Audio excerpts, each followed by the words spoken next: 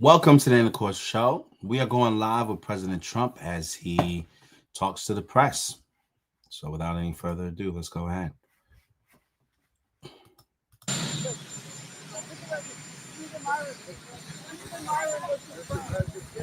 Stephen Myron's commission.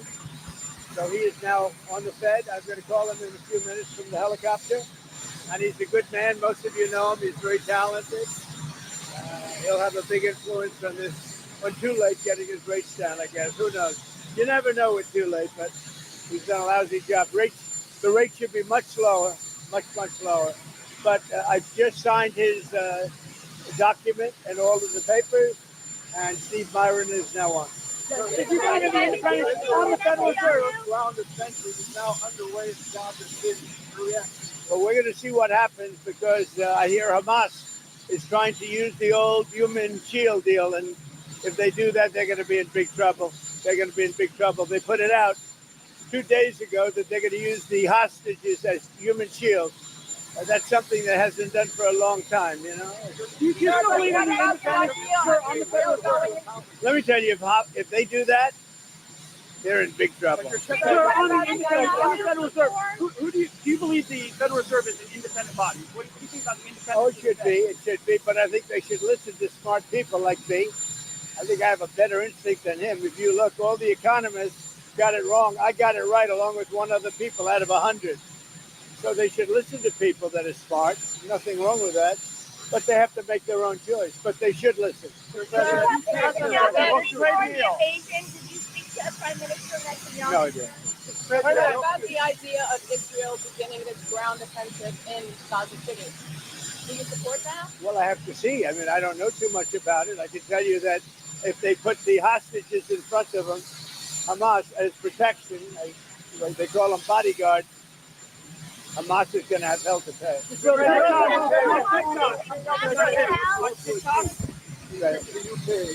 trip to the UK today, what do you hope to achieve? Well, my relationship is very good with the UK, and Charles, as you know, who's now king, is my friend. And it's the first time this has ever happened where somebody was honored twice, so it's a great honor. And this one's at Windsor. They've never used Windsor Castle for this before. They used Buckingham Palace. And I don't want to say one's better than the other, but they say Windsor Castle is the ultimate, right? So it's going to be nice. But basically, I'm there also on trade. They want to see if they can refine the trade deal a little bit. We made a deal, and it's a great deal. And I'm into helping them. Our country is doing very well. We've never done this well. We're having trillions of dollars coming because of the tariffs. They'd like to see if they could get a little bit better deal. So we'll talk to them. But primarily it's to be with Prince Charles and Camilla. They're friends of mine for a long time, long before he was king. And it's an honor to have him as king. And, you know, I think he represents the country so well. I've watched. He's such an elegant gentleman, and he represents the country so well. After Robert Redford passed away today, did you hear about he that? did? Wow. Apparently in his sleep at his home. Well, that's a good way to go, I guess. But I'll say Robert Redford was great. He had a series of years that there was nobody better. This just happened, I guess. Yeah. Wow. Yeah. He died at his home in Utah in his sleep. Yeah. And what movie would you say you liked the best in? Well, you have a lot of them. Honestly, I'd say he made 7 or 8 great movies. They were really great. There was a period of time when he was the hottest. I thought he was great. On TikTok, well, TikTok went dark. Are you going to delay the TikTok ban? Well, we have a deal on TikTok. I've reached a deal with China. I'm going to speak to President Xi on Friday to confirm everything up. We made a very good trade deal, and I hope good for both countries, but a very different deal than they've made in the past. What companies are going to We'll be announcing that. We have a group of very big companies that want to buy it. And, you know, the kids wanted it so badly. I had parents calling me up. They don't want it for themselves. They want it for their kids. They say, if I don't get it done, they're in big trouble with their kids. And I think it's great. I hate to see value like that thrown out the window. So on auto executives, and, you know, you're talking about tens of billions of dollars. But some auto executives are concerned that compromising the 15% for auto tariffs coming in hurts American automakers. What do you say? Well, I haven't compromised anything. Where did I compromise? Going down to 15% from 25%. Going down to 15%. From 25%. We charge well.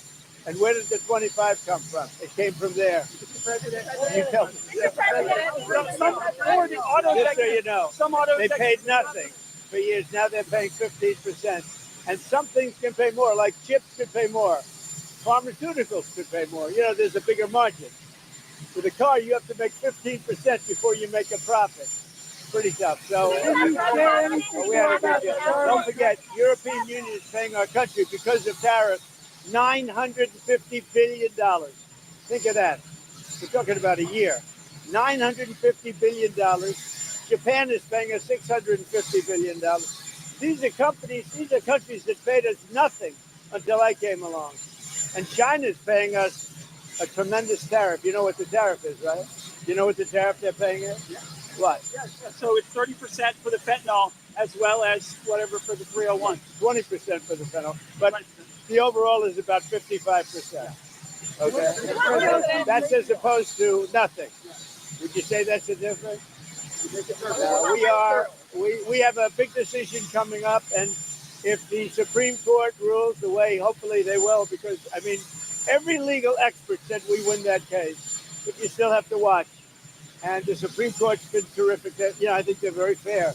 All I want is fairness, and we win. But if we win the Supreme Court case, which is the finalization of tariffs, we will be by far the richest country anywhere in the world, and we'll be able to help our people more, and we'll be able to help other countries when we want to. But I will say, if we win that case, our country, you see what we've taken in just on a temporary basis. We've taken in trillions of dollars, trillions with a T, and we will be by far the richest country in the world. There'll be nothing close. And one other thing, we'll have tremendous power to negotiate. The use of tariffs. I settled 7 wars. 4 of them was because I was able to use tariffs.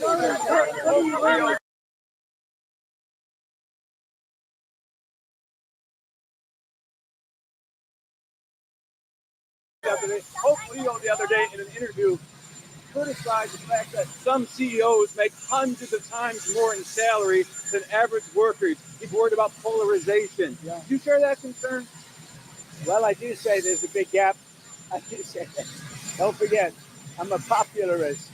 There's a big gap. Mr. President, it's been a month since your meeting with Vladimir Putin in Alaska. A month on, do you think that meeting accomplished what you hoped? Yeah, accomplished a lot, but it takes 2 to tango also. Those are 2 people, Zelensky and Putin, that hate each other. And it looks like I have to sit in the room with them because they can't sit in the room together. There's great hatred there. But no, that meeting accomplished a lot. President, you have complete confidence in Kash Patel, and what are you hoping comes from his testimony on the Hill today? Well, first of all, I think that Pam Bondi has done an unbelievable job, and everybody agrees with that. And Kash, if you take a look at what he did with respect to this horrible person that he just captured. He did it in 2 days. It took other similar cases 4 days, 5 days, 4 years. If you look at certain shooters. Now, I have confidence in everybody in the administration. My administration, and a lot of people are saying it, not just me, it's so far the best administration ever formed. You look at our financial people. Our country is making a fortune. We have to keep tariffs because our country has become successful because of tariffs. We have the case in the Supreme Court. That's a very vital case for the success of our country. It's very vital to negotiate with other countries. And remember, other countries charge us tariffs. That's a very, very big case. And if we win that case, our country will be by far the richest country anywhere in the world. And then we can help our people. We'll get rid of debt. We'll get rid of everything. We can help our people. And we can even help other countries where they need it. Mr. President, narcotics in Venezuela. President Maduro in Venezuela says that he's getting ready to invade his country. What is his message to him? Well, I would say this right away. Stop sending Tren de Aragua into the United States. Stop sending drugs into the United States. We knocked off actually 3 boats, not 2, but you saw 2. And the problem is there are very few boats out in the water. There are not a lot of boats out in the water. I can't imagine why. Not even fishing boats. There's nobody. Nobody wants to go take a fish. So it's one of those things. But I would say to him very strongly, stop sending people from your prisons into our country. They're sending their prisoners. They've done that already. So the numbers just came out. Another month with 0 people getting into our country. And these are figures, John, with people like you that would like me to do badly. Nobody has ever done on the border like I've done. Mr. President, what will you tell President Zelensky if you meet with him in New York? What will Well, you he's going to have to get going and make a deal. He's going to have to make a deal. Zelensky's going to have to make a deal. And Europe has to stop buying oil from Russia. Okay? You know, they talk, but they have to stop buying oil from Russia. Mr. President, there are some. The wealthiest man who's ever occupied the White House. I hope so. How much wealthier are you now than you were when you Well, I don't know the deals I made for the most part, other than what my kids are doing. You know, they're running my business. But most of the deals that I've made were made before. And that's what I've done for a life. I built buildings like I'm building a building here. You know where I'm built? You know what? You see that area? Yeah. That is going to be the greatest ballroom anywhere in the world. And for 150, so it gives me pleasure to do it for the country. And I'm paying for it. I'm paying for it. The country's not, and that's an expensive ballroom. I think it'll cost $250 million. And it will be, I think, the finest ballroom. So for 150 years, John, you know this? They've wanted a ballroom. And now they're going to finally have it. And it's going to knock your socks off. President Trump says, as president in office, should be engaged in so much business activity. Well, I'm really not. My kids are running the business. I'm here. You know what the activity, where are you from? I'm from the Australian Broadcasting Corporation, Four Corners Well, program. the Australians, you're hurting Australia, right? In my opinion, you are hurting Australia very much right now. And they want to get along with me. You know, your leader is coming over to see me very soon. I'm going to tell him about you. You set a very bad tone. Go ahead, John. Maybe you can set a nicer When the tone. UAE does a deal, what Excuse does it want in return? Quiet. Mr. President, what are you hearing about the operation in Gaza, the Israeli operation? Are you concerned? Well, I'm hearing that they want to go in, and I'm also hearing that Hamas wants to take our 20 hostages plus dead bodies. You know, they have about 32 of them, and they want to put them in the way of any attack. And nobody's happy about that situation. It came out yesterday. I'm sure you saw that. They want to, supposedly, they've taken the hostage out of deep caves and tunnels, and they're bringing them, putting them on the front line. It's, nobody's heard of that one for a few centuries. You saw that the UN said that Israel is guilty of genocide, that they've committed acts of genocide in Gaza. They voted on that? They have a new report out saying multiple acts We'll of have to see. genocide. When it comes to a vote, we'll see what happens. That'll come to a vote, but we'll see what happens. And what do you make Pam Bondi saying she's going to go after hate speech? Is that, I mean, a lot of your allies say hate speech is free speech. We'll probably go after people like you because you treat me so unfairly. It's hate. You have a lot of hate in your heart. Maybe Would that be they'll come after appropriate? ABC. Well, ABC paid me $16 million recently for a form of hate speech, right? Your company paid me $16 million for a form of hate speech. So maybe they'll have to go after you. Look, we want everything to be fair. It hasn't been fair. And the radical left has done tremendous damage to the country. But we're fixing it. We have right now the hottest country anywhere in the world. And remember, 1 year ago, our country was dead. And now Washington, D.C. is fixed, and I fixed it. The mayor was fine. The mayor was just fine. Okay? The mayor had the sick city for many years. He's been mayor for many years. The one that fixed it was me and my people. And it is so safe. You should take your beautiful wife tonight and have dinner down there. You won't be shot. You won't be accosted. You won't even be looked at incorrectly by anybody. Washington, D.C. is safe. Now we're going to Memphis, where it's pretty rough, to put it mildly. And then we're going to have to go. A friend of mine who is a big railroader, he stops in all the cities. He knows every city. He said, sir, you have to save Chicago. So I'm going to go to Chicago early against Pritzker. Pritzker's nothing. If Pritzker is smart, he'd say, please come in. So last week, over the last week and a half, 11 people in Chicago were killed, murdered, and 38 were shot. And then Pritzker, and by the way, this is going on constantly. If they lose less than 6 or 7 people a week with murder, they're doing a great job in their opinion. Chicago is a death trap. And I'm going to make it just like I did with D.C., just like I'll do with Memphis. Now, remember this. So a man comes into my office, one of the biggest businessmen, I'll tell you, he runs Union Pacific. Is that big? Biggest railroad in the world, I guess. And he started off as a railroader. He was running a railroad, a little caboose. He was in a caboose. Now he runs the whole damn thing. 45 years ago, he started off in a caboose. I don't know what that's all about. And he became the top, so that's a good place to start. But he came in, he knows the country intimately. He's looking to do a merger by another railroad, the one that where it had the little problem in East Palestine, right? And they want to buy that railroad, as you know, it's pretty public. But I sat with him and I talked. I said, "So you know every city?" "Yes, sir. I go into every city, and I have for 45 years." I said, "Where would you go next?" He said, "St. Louis is in big trouble."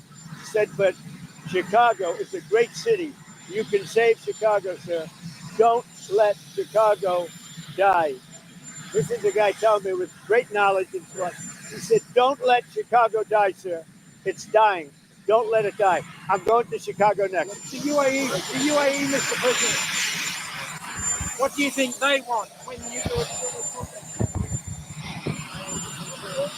Well, I just want something to happen, whether it's federal, state, and most likely it's going to be state. The question is whether or not we overlap with a federal judge. So they're looking at that. But the state is very confident. The governor's doing a very good job. As you know, they have the death penalty. It's a tough death penalty, too, as you know. But they have the death penalty. So as to whether or not we judge, we will be working with them. We may or may not be able to judge. When it comes to the governor of Utah, what do you make of his overall message of nonviolence? Well, I agree with it. I agree 100%. But most of the violence is on the left. He said that social media is a cancer. What? Do you agree with that? He said The Utah governor said that social media is a cancer and more people should log off and take time away. Well, it's not a cancer in all respects. In some respects, it's great. But there are segments, there are deep, dark holes that are cancerous, absolutely. Beyond cancer, they're death.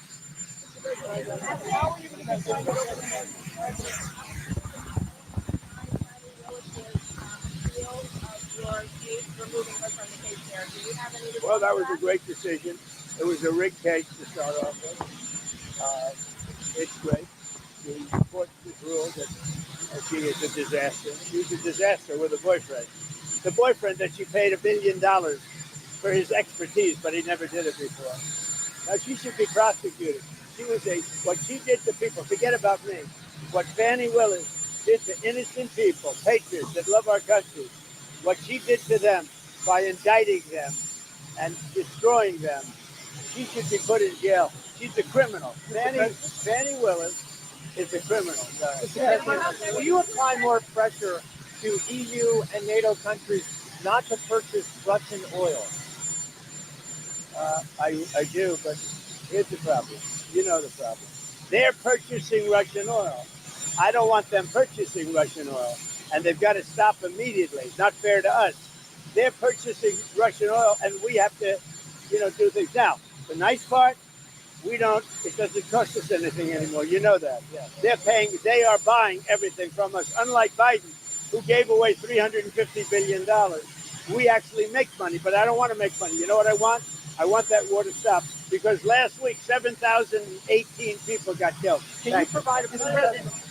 Moscow was targeted today. Just now, you announced 70 patriots in Ukraine 2 months ago. Where are you from? Ukraine. Will they come, and do you know when they will come? The patriots. What? Who comes? The patriots. You announced 70 patriots to Ukraine 2 months ago. Look, let me just tell you, I love Ukraine. I love the people of Ukraine. That's why I asked. I thought that was a little Ukrainian aspect, but the country's in serious trouble. It should have never happened. It's a war that should have never happened. The country's in very serious trouble, but I'm going to get it stopped. I've done seven countries. I've stopped 7 wars in the last 8 months. I thought that would have been the easiest because I know Putin, but it's not. Because there's tremendous hatred between Zelensky and Putin. Tremendous hatred between Zelensky and Putin. But we're going to get it stopped. How will you go to the Supreme Court to stop Lisa Cook?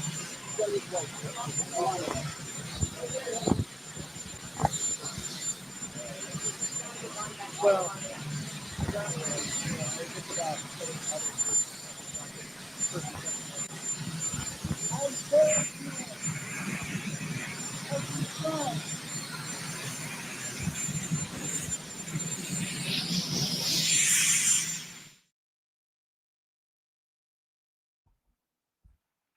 Thank you very much, and thank you for being here in the Oval Office, one of the great places of the world, as we make a historic announcement about the Golden Dome Missile Defense Shield. That's something we want, and Ronald Reagan wanted it many years ago, but they didn't have the technology. But it's something we're going to have. We're going to have it at the highest level.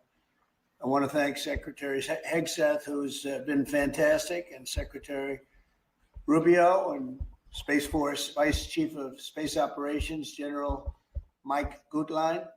I also want to recognize Senators Dan Sullivan, Kevin Kramer, and Jim Banks, fantastic senators, great talents, great political talents, and people that love our country. In the campaign, I promised the American people that I would build a cutting-edge missile defense shield to protect our homeland from the threat of foreign missile attack. And that's what we're doing. Today, I'm pleased to announce that we have officially selected an architecture for this state-of-the-art system that will deploy next-generation technologies across the land, sea, and space, including space-based sensors and interceptors. And Canada has called us, and they want to be a part of it. So we'll be talking to them. They want to have protection also. So as usual, we help Canada do the best we can. This design for the Golden Dome will integrate with our existing defense capabilities and should be fully operational before the end of my term. So we'll have it done in about 3 years. Once fully constructed, the Golden Dome will be capable of intercepting missiles, even if they are launched from other sides of the world and even if they are launched from space. And we will have the best system ever built. As you know, we helped Israel with theirs, and it was very successful. And now we have technology that's even far advanced from that, but including hypersonic missiles, ballistic missiles, and advanced cruise missiles. All of them will be knocked out of the air. We will truly be completing the job that President Reagan started 40 years ago, forever ending the missile threat to the American homeland. And the success rate is very close to 100%, which is incredible when you think of it. You're shooting bullets out of the air. I'm also pleased to report that the One Big Beautiful Bill will include $25 billion for the Golden Dome to help construction get underway. That's the initial sort of a down deposit. And we have probably, you're talking about, General, we're talking about $175 billion total cost of this when it's completed. This afternoon, I'm also announcing that I will appoint, very importantly, General Gutlein to lead the ambitious new effort as the direct reporting program manager for the Golden Dome. Very talented man, and I'm very honored to have been the one that helped or really created Space Force. Space Force has turned out to be a tremendous success. We were third in space, and now we're number one in space by a lot. It's not even close. And Mike is a four-star Space Force general, the recipient of the Defense Distinguished Service Medal, one of the most respected people in the world having to do with defense. You know, we have offense and we have defense. I'll bet he's good at offense. And he has an unmatched background in missile warning technology and defense procurement. General Gutlein also knows that we need to move fast. No one is more qualified for his job. And everybody, this was a universal acceptance of General Gutlein. Everybody that knows him and knows everybody else, they said there's only one man for the job. So I have a feeling we have the right guy. But now I'd like to invite Secretary Hegseth and the General to please say a few words and describe the system a little bit. And we appreciate you being here. And the press has really been very fair over the last period of a couple of months. I don't know what happened to you. It was so much more exciting the other way. But you've been very, very fair. We have very high poll numbers, the highest we've ever had. And I think we're doing a great job. We had a tremendous trip to the Middle East, as you know. It was a really amazing trip.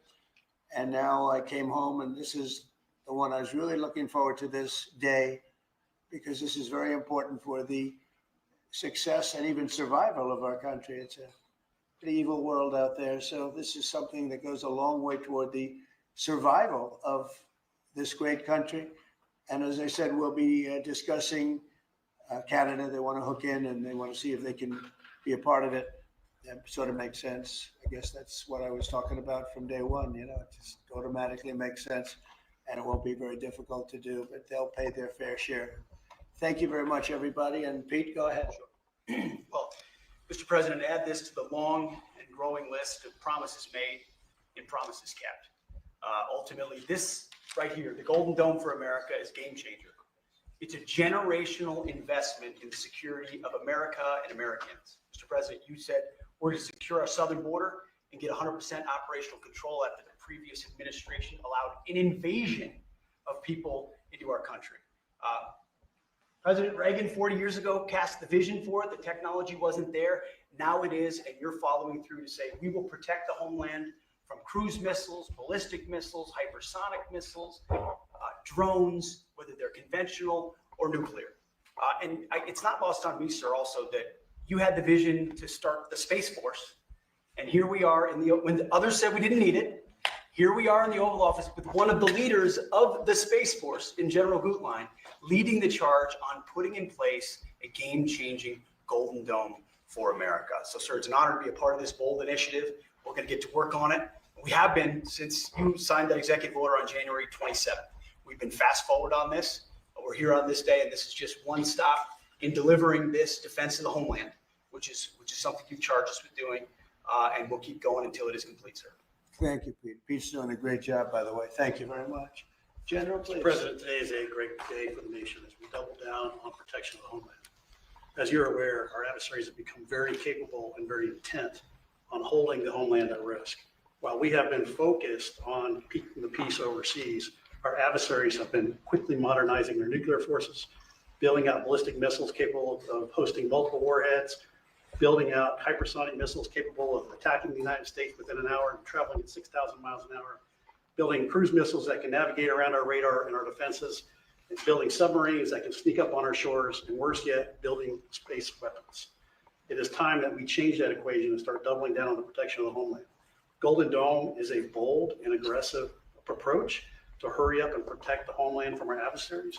We owe it to our children and our children's children to protect them and afford them a quality of life that we have all grown up enjoying. Golden Dome will afford that. I greatly appreciate your trust in me and your nomination in me and your trust in the team to deliver this. It is a great day for America. And also, very importantly, it's, we're the only ones that have this, we call it super technology. Nobody else has it. And nobody else has really near what we have. So this is a very exciting project. This is something that will, the general said close to 100% protection. So that's something we need. I think it's a very, and everything's going to be made in the USA, by the way, very importantly. So it's something that I've been looking forward to for a long time. And I just noticed you too, Jim, you're standing there, and behind you is a very important document, Declaration of Independence. And that was in the vault for many decades right under this area. They have vaults with pictures on top. You have Abraham Lincoln. You see, that was the original Abraham Lincoln, the original Washington. And does everybody know who the middle was? General Grant. And so it's very exciting. You look over here, and above Ronald Reagan, you have Thomas Jefferson. That's Monroe from the Monroe document. And you know who that is, right? Andrew Jackson.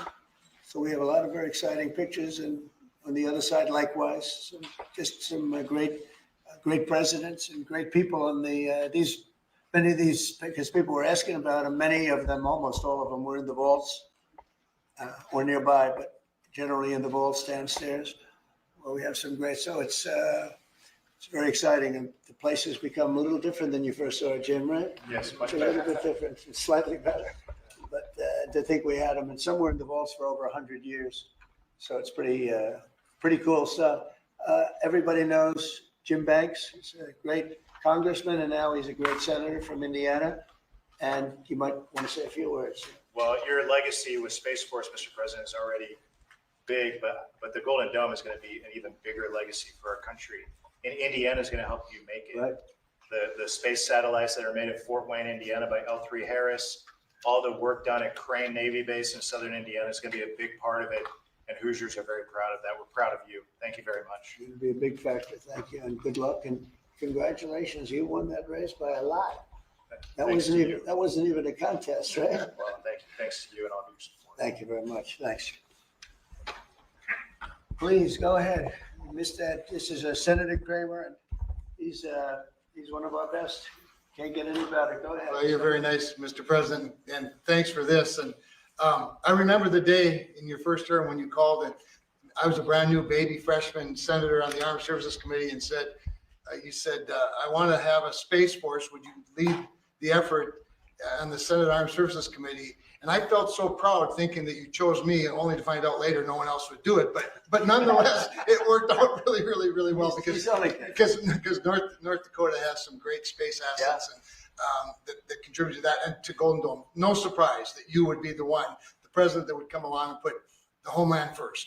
And this is just one more example of that. So thanks for this and for allowing me this opportunity. By the way, let me just add my strong endorsement of General Goodline's role in leading this. I don't know anybody better, for sure, better equipped to do it than he is. Everybody said that. Yeah, That's for sure.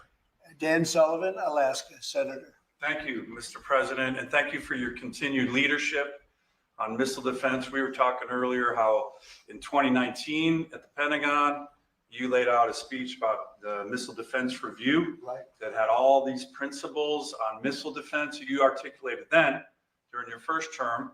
And now the Golden Dome is all of that. So you're continuing to lead. We really appreciate it. You know, the Congress is stepping up, as you mentioned right now in the budget reconciliation bill, $25 billion for the Golden Dome.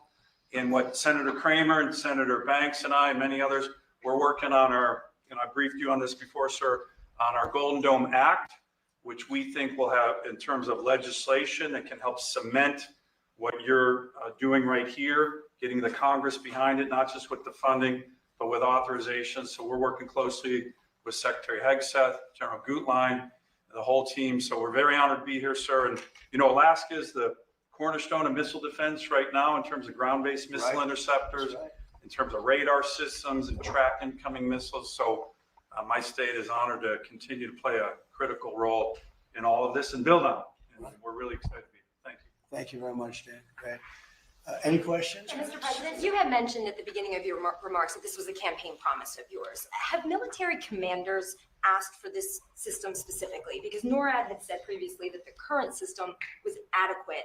So what does this get the United States Somebody said the isn't current already system is in adequate. before? There really is no current system. We have certain areas of missiles and certain missile defense, but there's no system.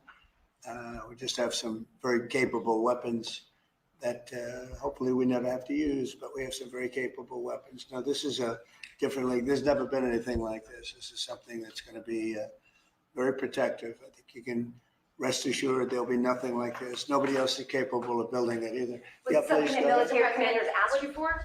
Did they ask you to do this?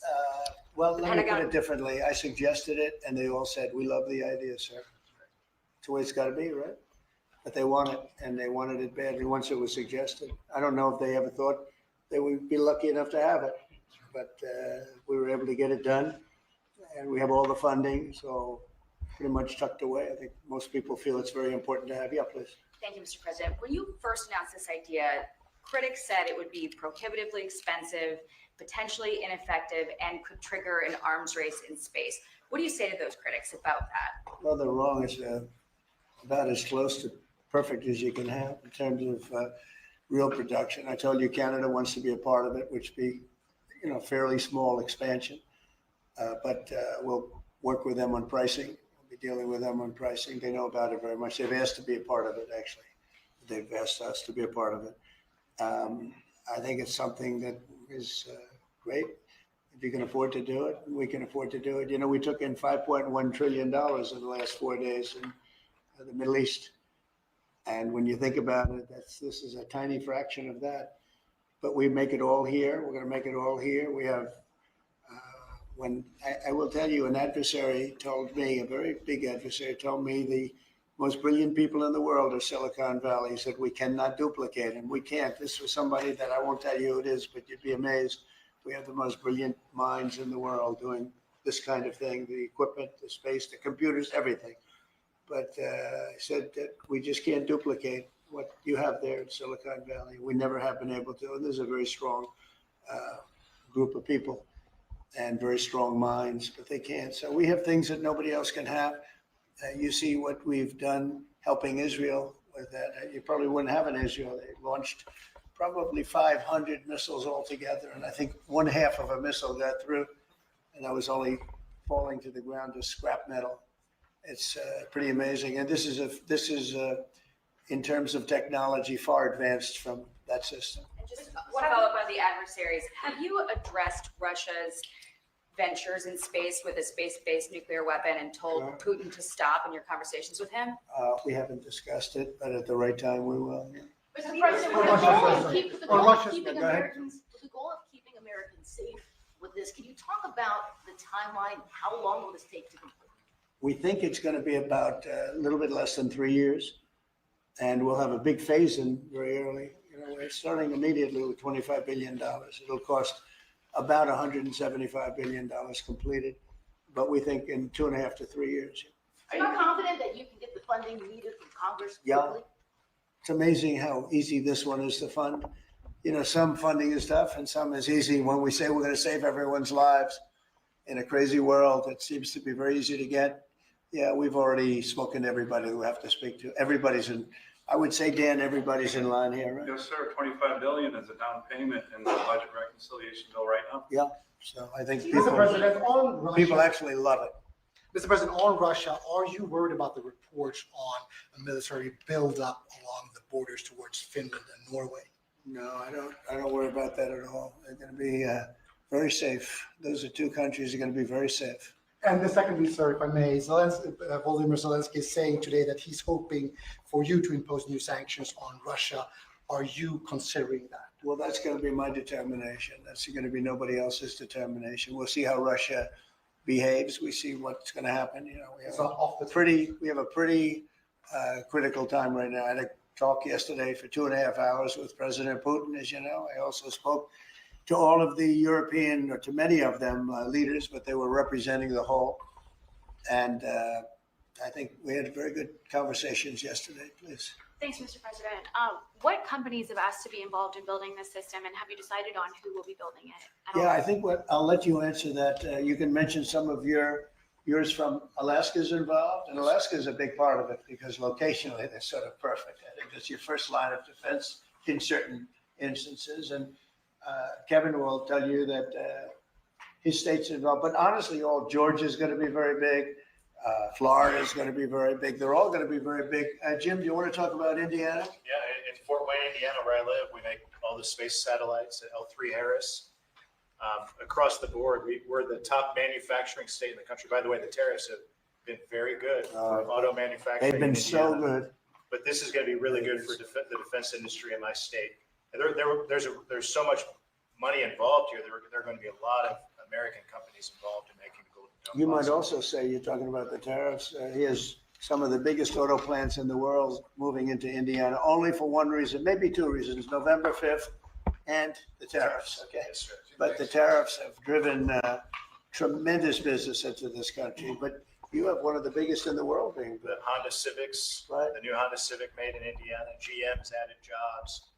Eli Lilly moving pharmaceutical manufacturing from China to the United States, $27 billion. You go on and on with good news in Indiana and across the country because of the tariffs. Our country was cold as ice a year ago, and now we have the hottest country in the world. This is the hottest country in the world. Nobody even close. If you look at even this last trip that I made, the respect that is paid to our country. We've went from being laughed at all over the world, and now we're the hottest country in the world by far. Dan, go ahead, please. Yes, sir, Mr. President. I think when you look at the system that you've laid out, it's an idea in your executive order of a layered defense. So you have initial ground-based missile interceptors, which are made by some of the big defense companies, Lockheed Martin, Raytheon. But the beauty of your vision, Mr. President, is that it's layered, it's open architecture, and it goes up into space. So this is going to be some of the new defense tech companies that are very interested in it and can bring missile defense at a cost that I don't think, you said it, Mr. President, is unimaginable in terms of how much lower the cost is. So it's all across the board in terms of companies. Senator Kramer and I just met with a bunch from last week that are interested in this. And you said it earlier, Mr. President, our technology sector is head and shoulders above any other place in the world. and they're going to be a key part of this. And I think that's why it makes it so exciting. Mr. President, I think one of the things and you alluded to this, the new autonomous space age defense ecosystem is more about Silicon Valley than it is about big metal, right? And so what's exciting about this is it makes it available to everybody to participate, to compete, big companies, mid-sized companies, small companies, but General Gutlein is the perfect person, again, to sort all that out because he understands how it has to work together ultimately. And Pete, maybe we'll close with you. We have been discussing this for a long time. Pete and I used to discuss it when I was going to go on a show that he did very well and had tremendous ratings, but all he wanted to talk about was the military. He didn't want to talk about anything else. We used to talk about this. How about you closing it out? Yes, sir. I mean, like I said, without your vision, willing to say and do things when other people wanted to look away and pretend like the threat didn't exist, or be focused on foreign adventurism, some other threat that we've been told is affecting us. When you looked at the data, sir, from Russia to the Communist Chinese and their capabilities, what they're trying to do to supersede us and threaten us, how do we find the best innovators, the best military leaders, the best companies, tech companies? You mentioned open architecture. That's exactly right. So multiple companies can pour into this, sir. It's a layered defense. So if you miss at one, you catch at the next. And it integrates existing technologies that can speak to each other. So it moves quickly while also investing in further ranging space-based interceptors. So our enemies, our adversaries are going to pay a lot of attention to this, just like they have to President Trump from day one. So you're defending the homeland, defending the American people. It's going to benefit my kids, grandkids, all of ours in this room. So thank you for your leadership. We're going to charge it as fast as we can. Very good. Great job, everybody. Thank you. Thank you very much.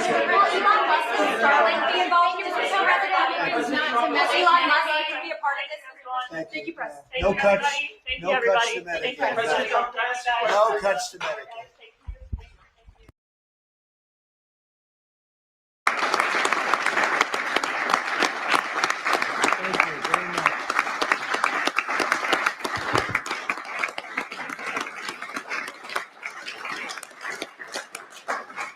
Well, thank you very much, everyone. Great honor to have you. I know you've all been working very hard and very successfully. And it's a wonderful place, the White House.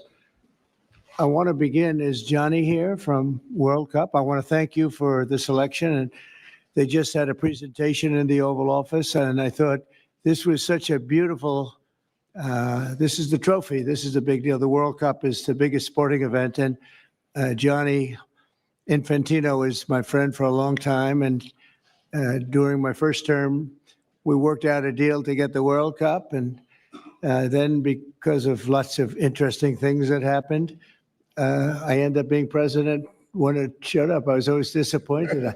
I wasn't going to make it. I was going to serve 8 straight. Instead, we did it the hard way, but maybe the more important way. So I will be with you as president, Johnny. So maybe you could just say a few words and show how beautiful the World Cup trophy is. Thank you. Yeah, sure, please.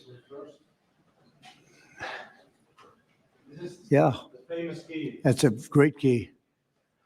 You want to open it, President? Or Well, you go ahead. I trust you.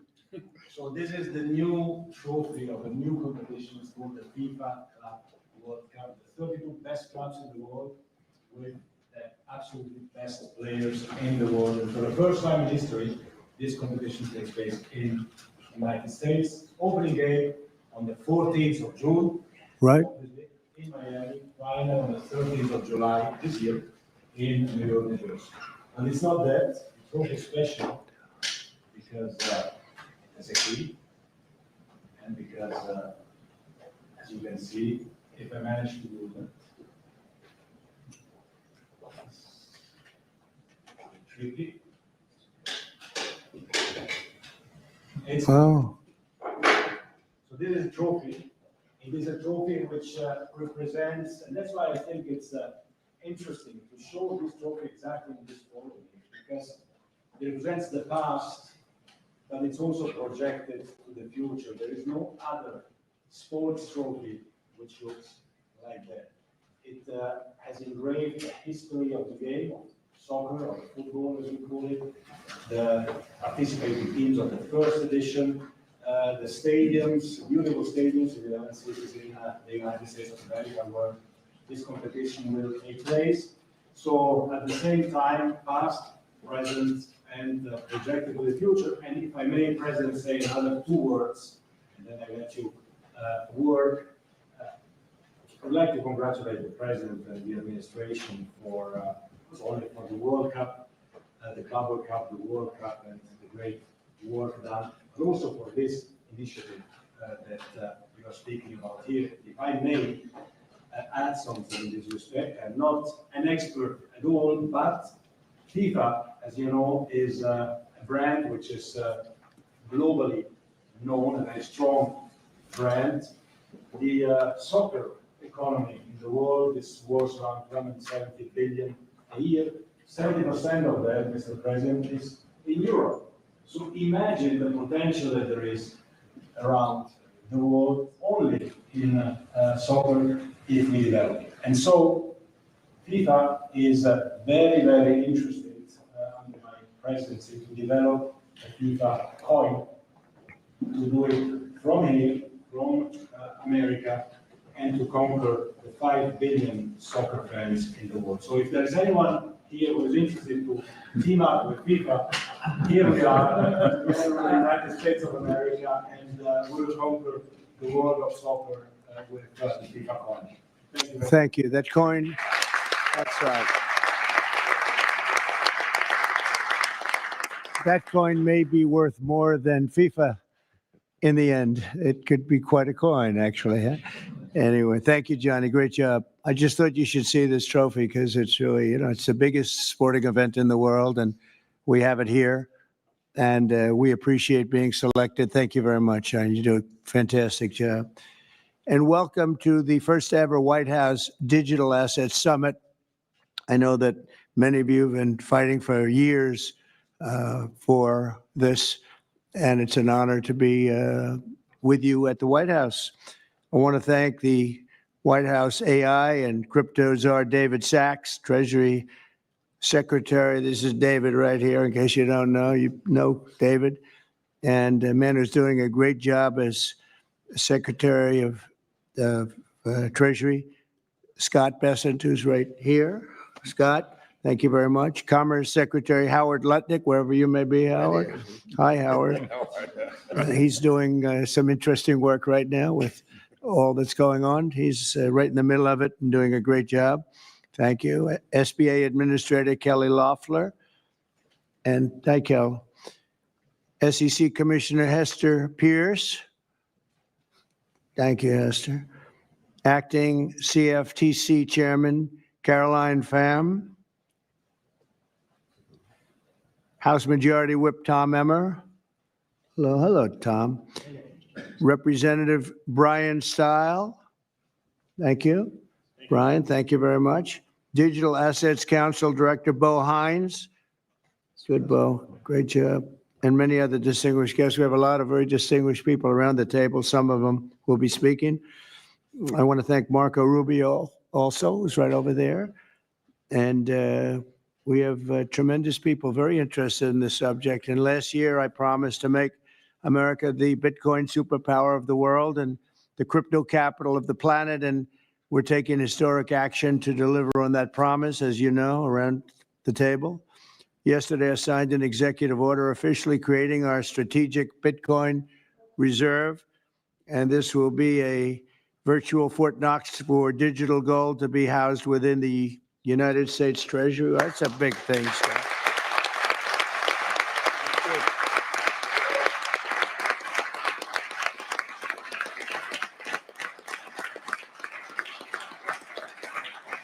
The federal government is already among the largest holders of Bitcoin, as you know, really one of the largest holders in the world, with as many as 200,000 Bitcoin obtained via civil law and various other forms of law, and including enforcement actions. These existing holdings will form the foundation of the new reserve. Unfortunately, in recent years, the U.S. government has foolishly sold tens of thousands of additional Bitcoin that were worth billions and billions of dollars had they not sold them, but they did sell them, mostly during the Biden administration. And not a good thing to have done. From this day on, America will follow the rule that every Bitcoin knows very well: never sell your Bitcoin. That's a little phrase that they have. I don't know if that's right or not. Who the hell knows, right?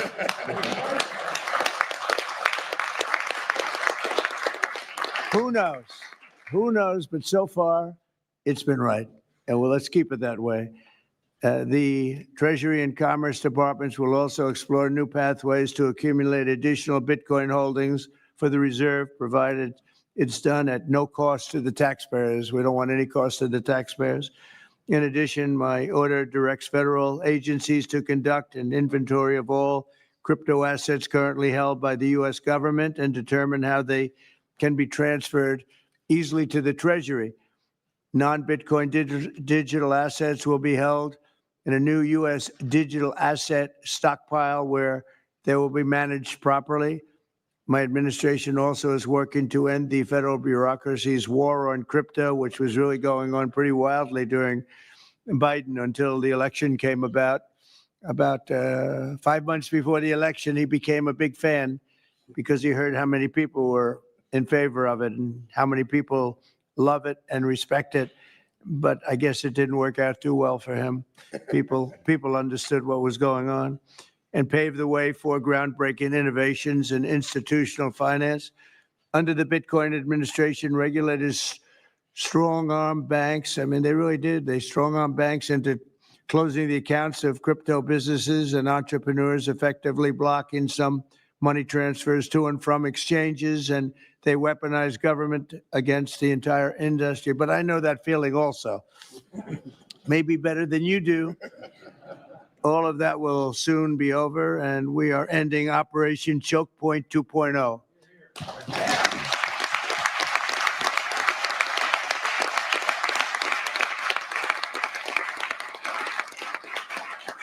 Now, some people really suffered. It was ridiculous what they were doing. But in the end, they came around, but they came around for the wrong reasons. They came around only because they wanted votes, and they saw that tens of millions of people were against them because of what they were doing.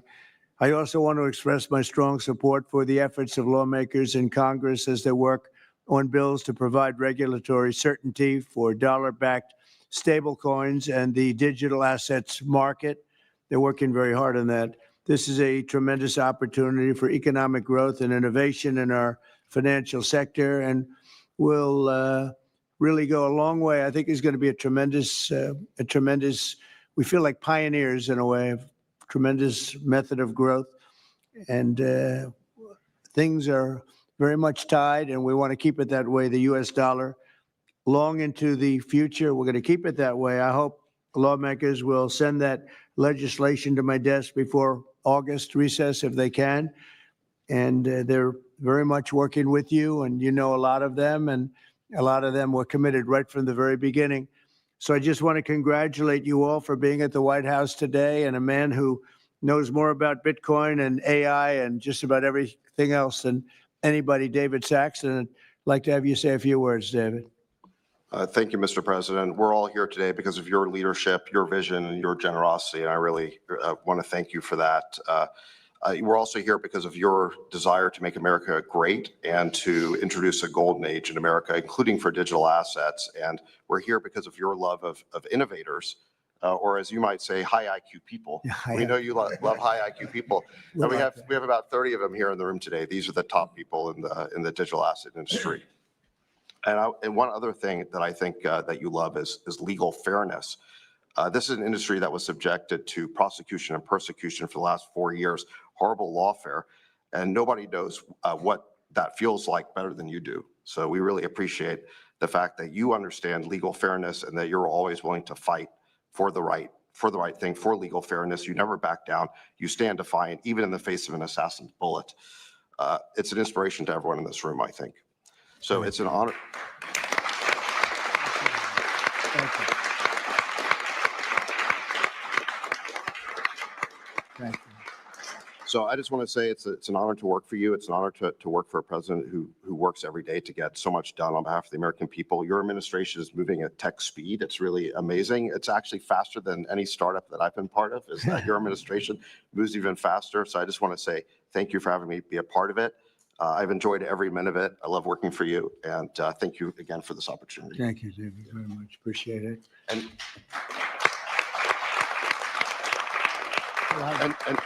now I just want to pass the ball to Secretary Besson.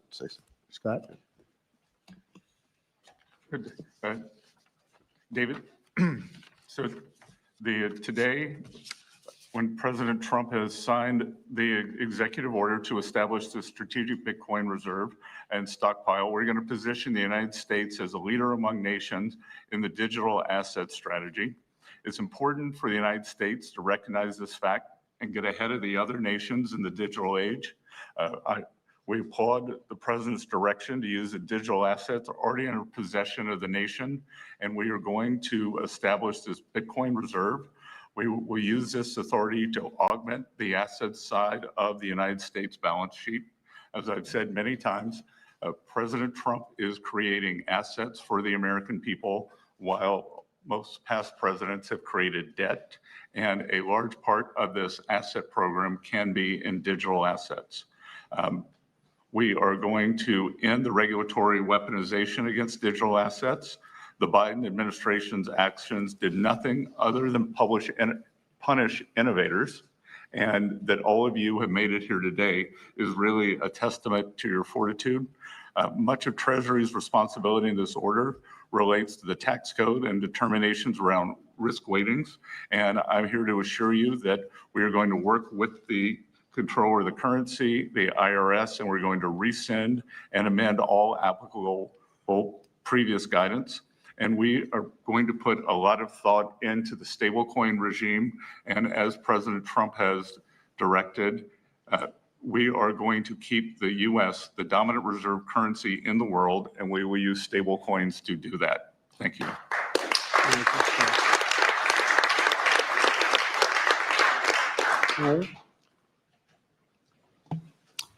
Technology is at the foundation of the Trump presidency. He understands technology, he embraces technology, and he's going to use technology to drive America forward.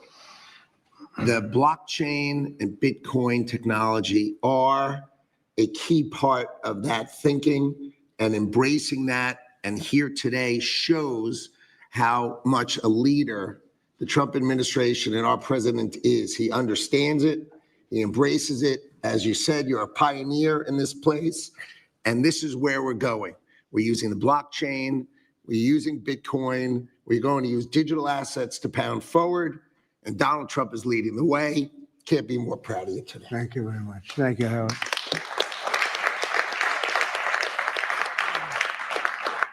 Kelly, go ahead, please.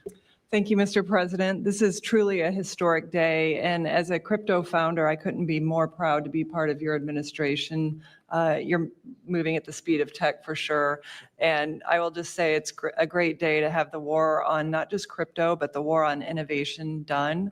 And under your administration, we are truly going to enter into the golden age. And I'll just say, as the administrator of the SBA, small business is a tremendous network that crypto can be deployed against. And so the SBA is open to crypto. So I look forward to working with all of the leaders in this room to advance your efforts here. Thank you. Thank you, Kelly. Thank you very much. Tom, please. Well, Mr. President, I want to say thank you. I want to thank you for the amazing team that you put together. I want to thank you for David. I mean, this kind of a meeting, no one in this room could have envisioned this just a couple of years ago. You are the one that has the vision. You're the one that said, we are going to do 21st century finance right here in the United States of America. I've been doing this for 9 years. It is amazing how far we've come, and that's a credit to you, Mr. President, and your leadership, and God bless you for doing this, because it's going to make a huge difference with everything else you're doing. And by the way, Americans love it. They're going crazy. Thank you, sir. Thank you, Tom. Thank you very much. Thank you. Thank you very much. Everybody else? Go ahead, please. Does anyone want to say a couple of words? Cameron or Tyler, do you want to? You're very shy in front of the Actually, camera. Cameron, I think you said something earlier that I thought was really profound. You said that a year ago, you thought it would be more likely that you'd end up in jail than at the White House. Do you, not to put you on the spot, because you didn't do anything wrong, but that was the environment a year ago. But do you guys want to say something, either one of you? Sure, that was actually Tyler who said that. but it's Sorry, I still get mixed up. But yeah, we never thought that we'd get attacked the way we did in our backyard after trying to do the right thing for so many years and always trying to raise the bar with respect to regulations. So it's truly wonderful to see how things have changed and how the pendulum has swung back in the way that it has. And we've always felt that the U.S. should lead in Bitcoin and crypto, and it's ours to sort of lead and win. And it's just wonderful what President Trump has been doing with this, and we look forward to working together.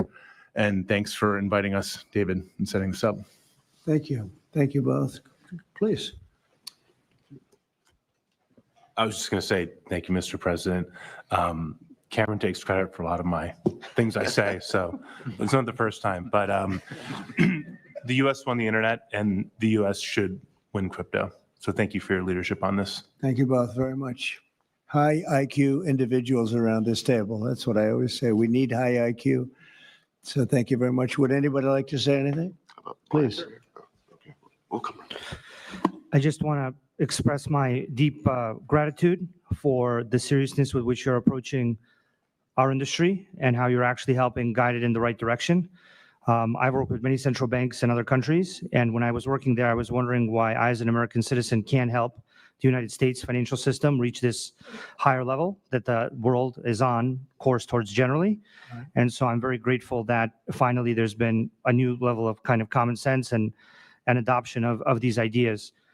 Me and the other people in this room do believe that the crypto, blockchain, Web3 infrastructure is the next iteration of the financial system. And I think that the U.S. should have its leadership position continue in that new financial system.